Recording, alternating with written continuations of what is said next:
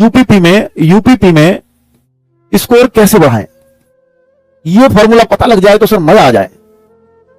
क्या इसका कोई फॉर्मूला दिया जा सकता है, आप बताओ। फॉर्मूला नंबर 1 तो ये है कि भैया फुल अटेम्प्ट करना है आपको, इसमें किसी तरह का दूसरा मन में कोई डाउट नहीं आना चाहिए। अटेम्प्ट आपको फुल करना है, जो नहीं भी आता उस पर तुक्का मारना है। तुक्के के तरीके भी मैं आपको पहले बता चुका हूं कि कैसे लगाने चाहिए। थोड़ा सा लॉजिकली सोचा करो। और आप जीएस को हिंदी को तो मैं आजकल लॉजिकली सोचना सिखा रहा हूं कि भाई देखो कैसे, अगर आपको क्वेश्चंस भी नहीं आता, वो आता भी नहीं है, वो पढ़ा हुआ भी नहीं है, फिर भी अगर थोड़ा सा कनेक्ट करोगे तो आप पता लग जाएगा कि भैया ये नहीं हो सकता, इसका ये भी नहीं हो सकता। मान लीजिए 2 ऑप्शन बचते हैं तो फिर 50% चांस हो जाते हैं सही होने के। एक तो ये मान लो 10 ऑप्शन हो तो हम उनमें से एक लगाए तो कितने कम चांस है सही होने के। एक ये 4 ऑप्शन हो, उनमें से एक लगाए थोड़े से ज्यादा चांस हो जाते हैं सही होने के। लेकिन एक 2 ही ऑप्शन है, उनमें से एक सही हो जाए, उसके चांसेस बहुत ही ज्यादा बढ़ जाएंगे। तो मैं वो सिखाना रहा हूं आपको कि 2 ऑप्शन एलिमिनेट कर पाओ, एक ऑप्शन एलिमिनेट कर पाओ, तुक्का लगाना हो तो फिर ऐसे किया करो। आप 3 ही ऑप्शन आप एलिमिनेट कर दो, फिर तो उत्तर ही मिल गया आपको। और कई बार हमें क्वेश्चन नहीं आता, हम ऑप्शन एलिमिनेट से बिल्कुल करेक्ट और विश्वास के साथ करेक्ट करके आते हैं, क्योंकि हमें पता 3 ऑप्शन हमने गलत साबित कर दिए। तो वो तरीका आपको अपनाने होंगे अगर क्वेश्चंस नहीं आते हैं तो। ठीक है, तो फुल अटेम्प्ट तो सबको ही करना है। और बच्चों ये जरूर करो कि गलती कहां हुई है, गलती कहां हुई है। अगर आप इस चीज को सेम डे, यानी देखो बच्चों हमारी थोड़ी सी गलती ये रही कि हम एनालिसिस करवाने वाले थे और हमने इस पेपर का सॉल्यूशन नहीं खुलवा पाए, जिससे बच्चों की फिर शिकायत हमारे पास आई, हमने वो खुलवाया अभी फिर। लेकिन अब ऐसा नहीं होगा, आपका एनालिसिस चाहे नेक्स्ट डे हो चाहे अगले दिन हो, लेकिन आपके सॉल्यूशन उसी दिन खुलेंगे। सेम डे एनालिसिस आपको करना होगा अपने पेपर का, सेम डे एनालिसिस। गलती कहां हुई जब तक ये पता नहीं लगेगा ना,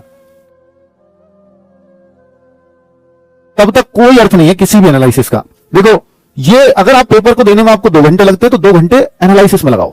आप ये कहोगे ये तो कोई पढ़ाई थोड़ी है, ये बहुत कुछ सिखा रहा है आपको।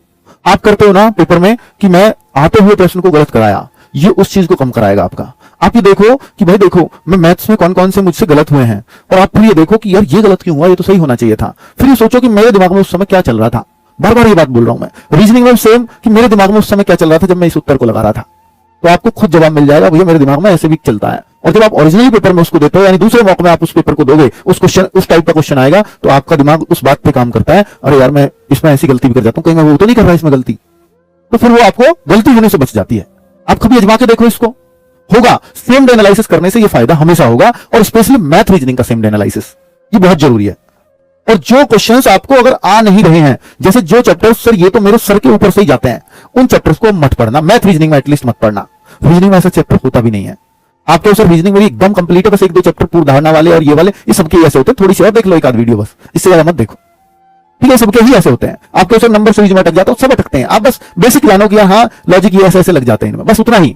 जिसको भाई नंबर सीरीज ऐसी चीज है कि वो किसी को भी अटका सकती है, तो ऐसी चीजों से मत कोई जिद नहीं करनी है हमें। मैथ में अगर कोई चैप्टर ये है कि ये तो मुझे बहुत टफ लगता है, तो उस टफ को आप मत छेड़ना। अब बस उनको देख लो जो आपको आसान लगते हैं, और उनमें से भी प्रश्न गलत हो रहे हैं, तो उनको थोड़ा सा और अपना स्ट्रॉन्ग करना है मेरे को। तो आपका स्कोर अपने आप छलांगे मारता आपको दिखेगा। हिंदी में मैं देखूं मैं किस चैप्टर से बार बार गलत कर रहा हूं क्वेश्चंस को, उस चैप्टर को आगे अगले हफ्ते तो गलत नहीं होने दूंगा। कम से कम 2-3 चैप्टर का ऐसे हिंदी में प्रण लो कि ये 2-3 चैप्टर मेरे रेगुलर गलत हो रहे हैं, 2-3 चैप्टर को आगे मैं कभी गलत ना होने दूंगा। ऐसे एक प्रण लेकर के चलोगे। ऐसे ही जीएस में भी आप देखो कि मेरी क्वालिटी अच्छी है, आर्टिकल का सवाल हर बार आ रहा है, आर्टिकल गलत हो रहा है, तो क्यों ना मैं एक बार महत्वपूर्ण आर्टिकल्स को सबको पढ़ डालूं, ताकि आर्टिकल में मुझे ज्यादा कॉन्फिडेंस आ जाए। और उसे तो महत्वपूर्ण आर्टिकल आपको सब टीचर्स ने बता रखे हैं। तो भाई